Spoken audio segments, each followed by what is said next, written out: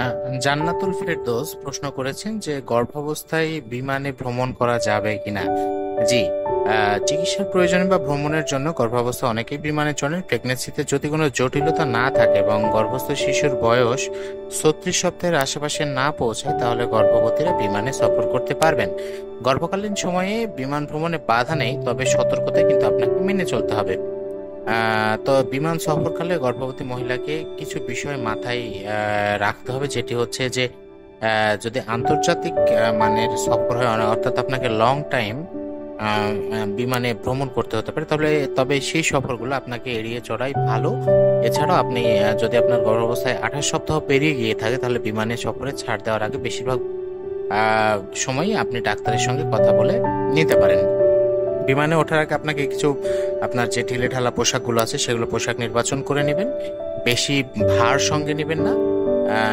বমি হতে পারে এরকম, যদি বমি হয়ও সেরকম ওষুধপত্র, আপনার প্রয়োজনীয় ওষুধপত্রগুলো বেছে নেবেন। এবং যদি পারা যায় সেক্ষেত্রে আপনি সামনের আসনটি বেছে নিতে পারেন। তাহলে যদি সিটে ঢুকতে এবং বের হতে যে বাম্পের যে সমস্যায় পড়তে হয়, সেটি কিন্তু আপনাকে আর পড়তে হবে না। তো এই বিষয়গুলো মাথায় রেখে অবশ্যই আপনি বিমান ভ্রমণ করতে পারবেন, এবং নিশ্চয়ই সতর্কতার সাথেই সেটি করতে হবে। তো ধন্যবাদ জানাচ্ছি, এবং আপনাদের যদি কোনো প্রশ্ন থাকে সেটি অবশ্যই আমাদেরকে জানাবেন। ধন্যবাদ, সবাই ভালো থাকবেন।